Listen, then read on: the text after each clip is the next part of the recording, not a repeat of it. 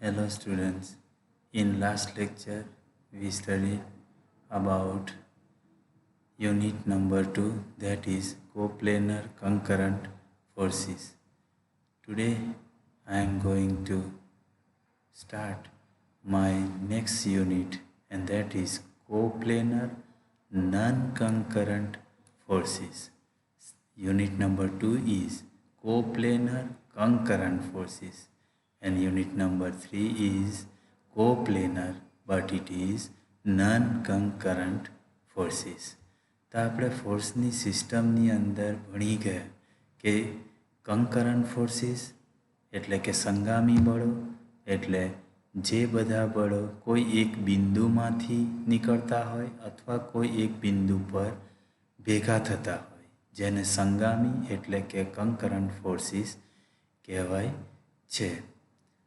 અહીં આગળ unit number 3ની અંદર ફોર્સિસ વિચ આર કોપ્લેનર, બધા બળો એક જ સમતલમાં છે, સમતલીય બળો છે, પરંતુ નન કંકરન્ટ એટલે કે જે બળોની સિસ્ટમ અહીં યુનિટ નંબર 3ની અંદર આપણે ડિસ્કસ કરીશું એ ફોર્સની સિસ્ટમમાં ફોર્સ બધા એક જ પ્લેનમાં એક જ સપાટીમાં હશે, પરંતુ એ ફોર્સ જેની જે સિસ્ટમ છે જેની અંદર પદાર્થ ઉપર લાગતા બળો કોઈ એક બિંદુમાંથી કે કોઈ એક બિંદુ ઉપર ભેગા થતા ન હોય તો તેવા બળોની સિસ્ટમને કોપ્લેનર નન કંકરન્ટ ફોર્સિસ કહેવાય છે.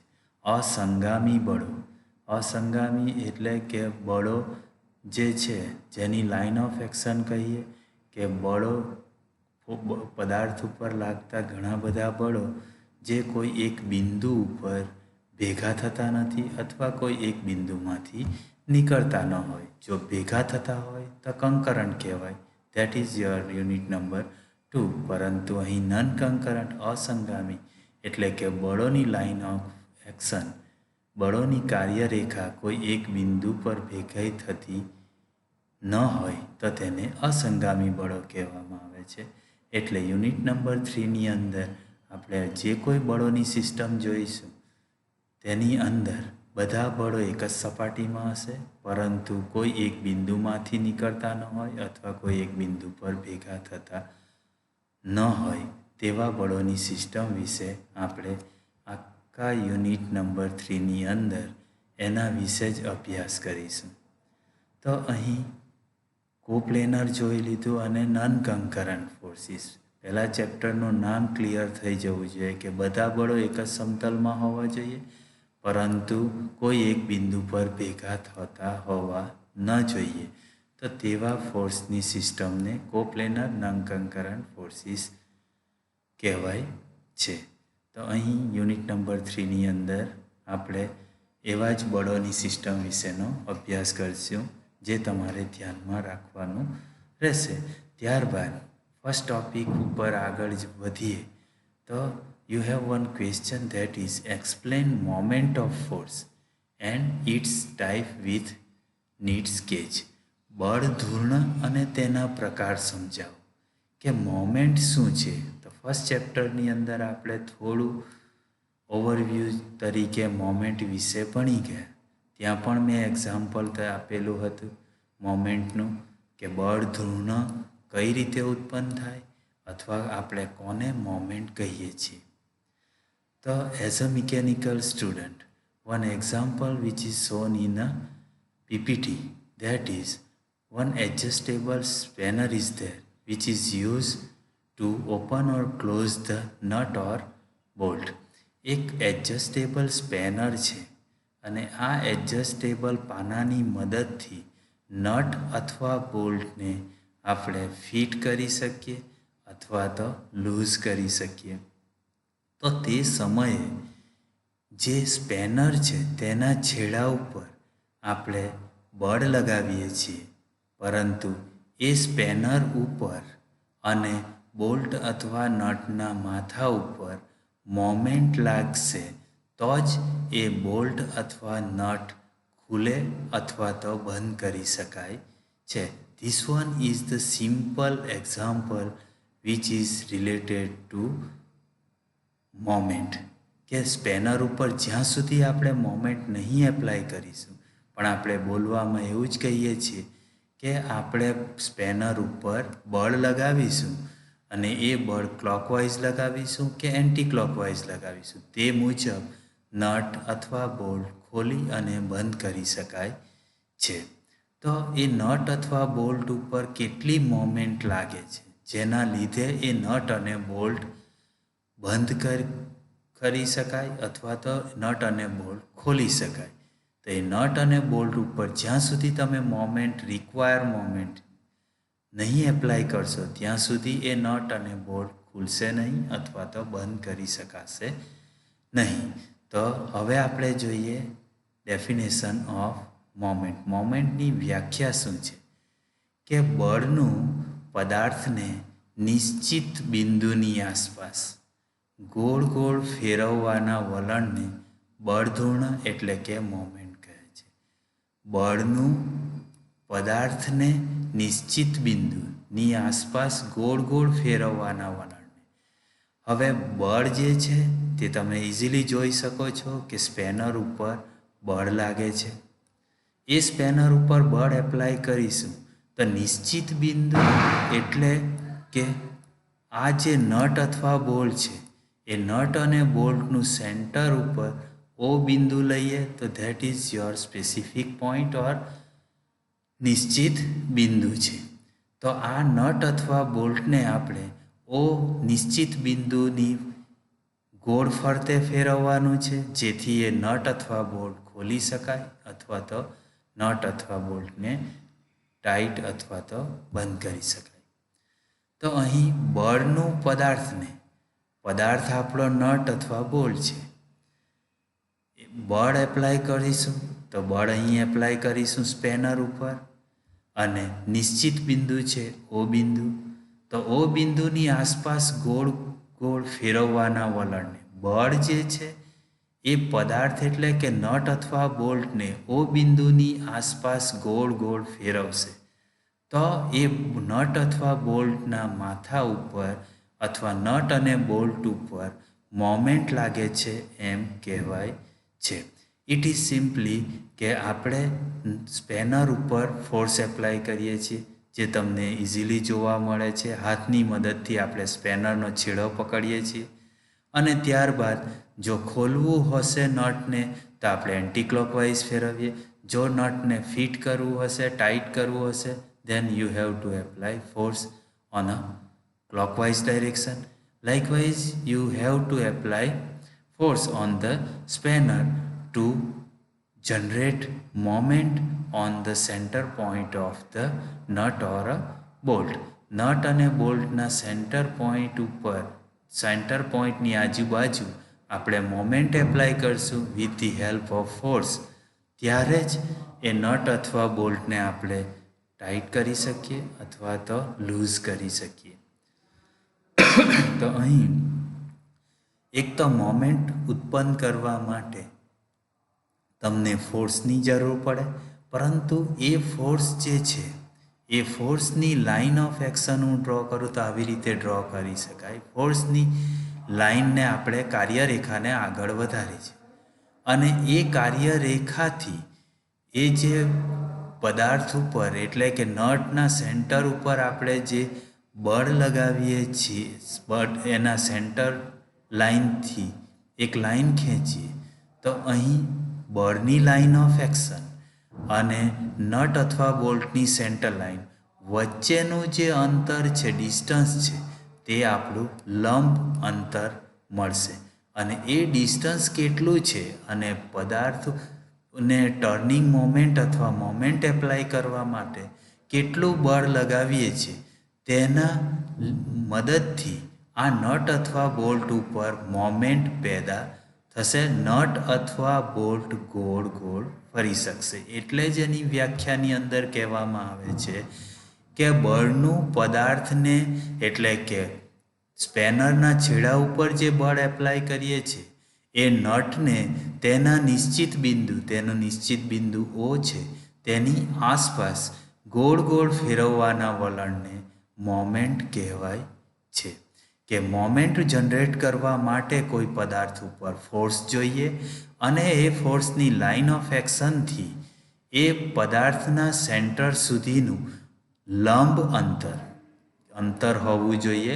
લંબ અંતર જોઈશે તો જ તમે મોમેન્ટ એ પદાર્થ ઉપર એપ્લાય કરી શકશો. So moment is simply force which is applied on the spanner multiplied by the distance between line of action of the force to the center of the substance which is perpendicular. કે બળધૂર્ણ moment એટલે force times force which is multiplied by the distance at right angle. Simply કહેવું હોય તો moment generate કરવા માટે ફોર્સની જરૂર પડે અને રાઇટ એંગલ લંબ અંતરની જરૂર પડે. એટલે ફોર્સ અને લંબ અંતરનો ગુણાકાર કરો તો તમે મોમેન્ટ સરળતાથી શોધી શકો છો. તો નટ ઉપર જે મોમેન્ટ લાગે છે તે શોધવા માટે આપણને ફોર્સની જરૂર પડે અને એ ફોર્સની લાઇન ઓફ એક્શનથી એ નટના સેન્ટર સુધીનું લંબ અંતર ડિસ્ટન્સની જરૂર પડે, જે અહીં દર્શાવેલ છે. લંબ અંતર બતાવ્યું છે અને અહીં ફોર્સ એપ્લાય કરો છો એટલે નટ ઉપર મોમેન્ટ જનરેટ થાય છે. તો ફોર્સ જે એપ્લાય કરીએ છીએ એને આપણે પી દ્વારા દર્શાવીએ છીએ અને એ ફોર્સની લાઇન ઓફ એક્શનથી નટના સેન્ટર સુધીનું લંબ અંતર છે જેને આપણે એક્સ દ્વારા દર્શાવીએ. તો પી ઇન્ટુ એક્સ કરશો તો તેટલી મોમેન્ટ નટ ઉપર લગાવશો તો નટ તમે લૂઝન કરી શકશો, ઢીલી કરી શકશો અથવા તો નટને ફિટ કરી શકો, બોલ્ટને ટાઈટ કરી શકો, બોલ્ટને લૂઝ કરી શકો. પરંતુ બોલ્ટને ટાઈટ અને લૂઝ કરવા માટે you have to apply moment on the head of the bolt. એટલે બળધૂર્ણ moment is equal to force multiply by એટલે કે બળનો ગુણાકાર કરીએ કાર્ય બિંદુથી એટલે કે ફોર્સની કાર્ય બિંદુ એટલે બોલ્ટની કાર્ય બિંદુથી ઓ બિંદુથી બળની કાર્યરેખા કે બળની લાઇન ઓફ એક્શન સુધીનું લંબ અંતર.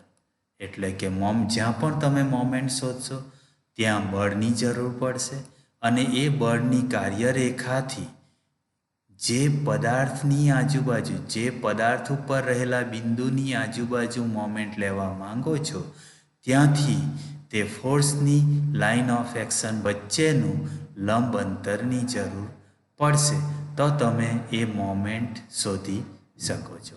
સો moment is equal to force is equal to P Newton and the distance between line of action of the force to the point about which moment is taken, which is perpendicular to the line of action of the force. તો લંબ અંતર જે છે તે x દ્વારા દર્શાવીએ છીએ અને સ્પેનર ઉપર જે બળ એપ્લાય કરીએ છીએ પી દ્વારા દર્શાવીએ. So P multiply with the X which will give you a moment that is apply on the head of the bolt. બોલ્ટના માથા ઉપર જે મોમેન્ટ લાગે છે તે આપણે શોધી શકીએ છીએ. તો અહીં એક એક્ઝામ્પલ છે કે સ્પેનર ઉપર જો હું પી ફોર્સ 120 ન્યૂટનનો લગાવું અને એ ફોર્સના લાઇન ઓફ એક્શનથી એ નટના સેન્ટર સુધીનું પરપેન્ડિક્યુલર અંતર જે છે મારું એ 0.3 મીટર છે. તો આ બોલ્ટ ઉપર મારે કેટલી મોમેન્ટ એપ્લાય કરવી જોઈએ જેથી એ બોલ્ટને હું ટાઈટ અથવા લૂઝ કરી શકું.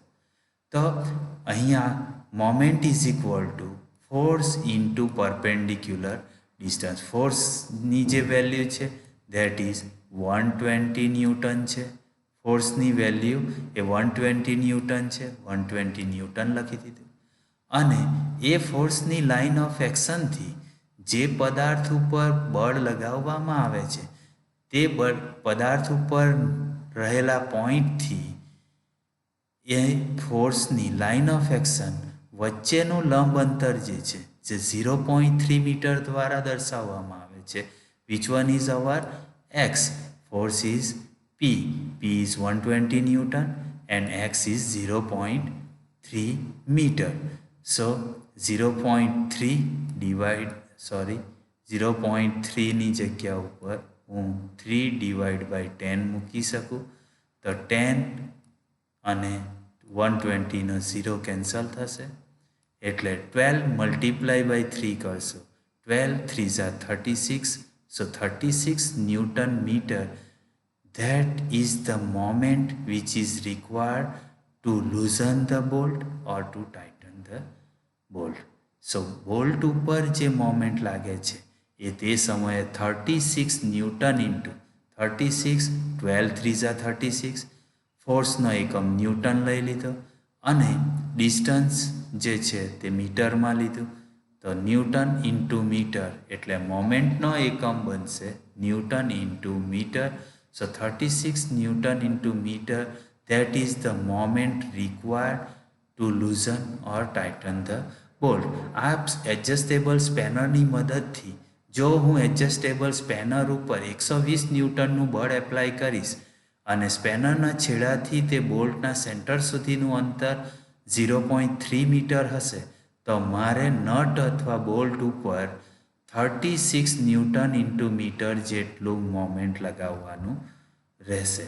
સો મોમેન્ટ જ્યાં પણ આપણે લઈશું ત્યાં ફોર્સની જરૂર પડશે અને પરપેન્ડિક્યુલર ડિસ્ટન્સની જરૂર પડે એટલા માટે એટલું યાદ રાખશો કે moment is equal to force into perpendicular distance કે જ્યાં આગળ આ ચેપ્ટરની અંદર આ યુનિટની અંદર મોમેન્ટ લેવામાં આવશે તો ત્યાં ફોર્સની જરૂર પડશે અને પરપેન્ડિક્યુલર ડિસ્ટન્સની જરૂર પડે એટલે આપણે સરળતાથી મોમેન્ટ શોધી શકીએ છીએ. Next, what are the types of moment? મોમેન્ટના પ્રકાર કેટલા છે?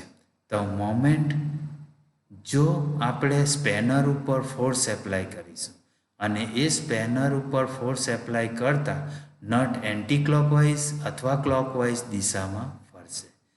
તો અહીં એક એક્ઝામ્પલ આપેલ છે કે જેની અંદર C100 ઉપર જે બાળક છે એ જમણી બાજુ બેઠું છે તો એ બાળક જમણી બાજુ બેસશે અને અહીં આગળ આપણું O બિંદુ છે અને પદાર્થ ઉપર C100 ઉપર જે બળ લાગે છે P એ આપણું બાળક જ્યાં બેઠું છે ત્યાં બળ લગાવવામાં આવે એટલે આ C100 ક્લોકવાઇઝ દિશામાં ગોળ ગોળ ફરશે અથવા તો ક્લોક દિશામાં નીચેની તરફ મૂવ થશે, ટર્ન થશે. ગોળ ન ફરે તો ટર્ન થશે ક્લોકવાઇઝ દિશામાં. તો ઘડિયાળના કાંટાની દિશામાં વસ્તુને ફેરવે તેવી મોમેન્ટને ક્લોકવાઇઝ મોમેન્ટ કહેવાય છે અને it is taken as a positive value. તો ક્લોકવાઇઝ મોમેન્ટ એટલે કે જે મોમેન્ટ પદાર્થને ઘડિયાળના કાંટાની દિશામાં ફેરવે અને પોઝિટિવ લેવામાં આવે તો તેને ક્લોકવાઇઝ મોમેન્ટ કહેવામાં આવે છે. એનાથી ઓપોઝિટ વિચારીશું તો બાળક જે છે C100 પર બેઠું છે એ ઓપોઝિટ બાજુ પર બેસે છે એટલે કે ડાબી બાજુ બેઠેલું દર્શાવેલ છે. તો એ બાળકનું વજન બાળક ફોર્સ એપ્લાય કરે છે અહીં આગળ P અને સેન્ટર બિંદુ C100નું O છે ત્યાંથી પરપેન્ડિક્યુલર અંતર x લઈએ P ઇન્ટુ x લેશો તો એ C100 જે છે તે ઘડિયાળના કાંટાની વિરુદ્ધ દિશામાં ગોળ ફરશે જેને એન્ટી ક્લોકવાઇઝ મોમેન્ટ કહેવામાં આવે છે. તો ઘડિયાળના કાંટાની વિરુદ્ધ દિશામાં વસ્તુને ફેરવે વસ્તુ એટલે કે C100ને ઘડિયાળના કાંટાની વિરુદ્ધ દિશામાં ફેરવે તો તેવી મોમેન્ટને એન્ટી ક્લોકવાઇઝ મોમેન્ટ કહેવામાં આવે and it is taken as a negative value. તો એન્ટી ક્લોકવાઇઝ મોમેન્ટ આપણે નેગેટિવ લઈશું જ્યારે ક્લોકવાઇઝ મોમેન્ટ આપણે પોઝિટિવ લઈશું. સેમ વે આપણે જોઈએ કપલ એટલે કે બળ યુગ્મ, define couple, arm of couple end moment of couple. તો કપલ એટલે કે બળ યુગ્મ કહેશું તો અહીં આગળ બળયુગ્મ જોઈશું. બળયુગ્મના પ્રકારો આકૃતિ સહજ સમજાવવાના છે. તો કપલ એટલે શું? બળયુગ્મ એટલે શું કે બે સરખા મૂલ્યના. તો અહીં પહેલાં આગળ પણ મેં મોમેન્ટ વખતે તમને એક્ઝામ્પલ સમજાવ્યું છે.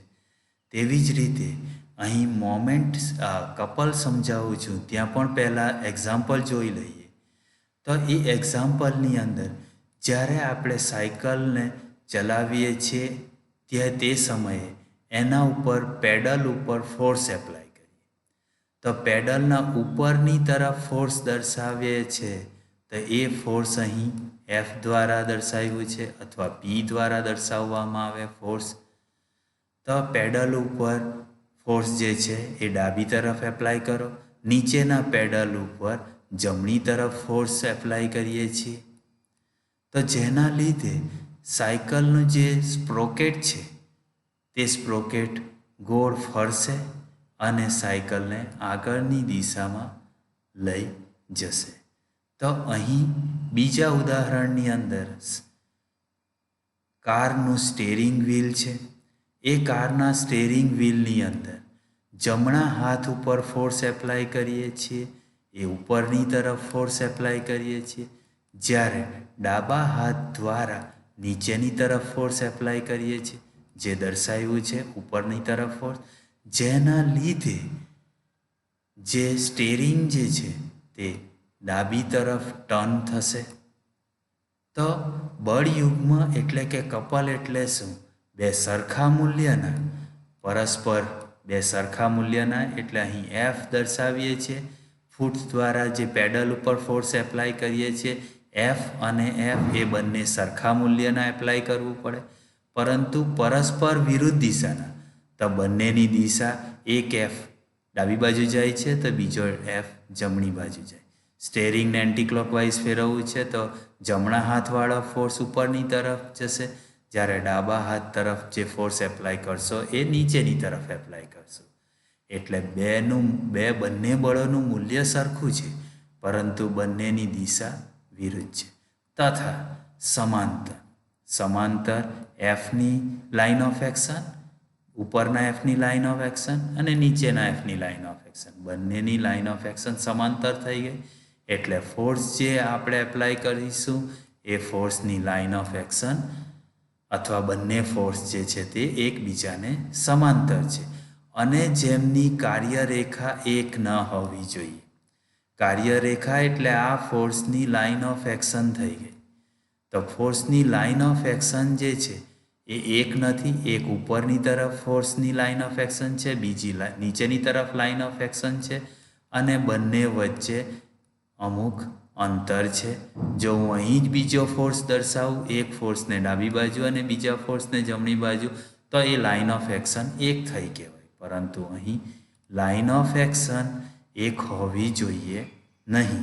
તો લાઇન ઓફ એક્શન પણ અલગ છે, બંને ફોર્સ સમાંતર છે, બંને ફોર્સની કિંમત પણ સરખી છે તથા બંને ફોર્સની દિશા એકબીજાને વિરુદ્ધ છે.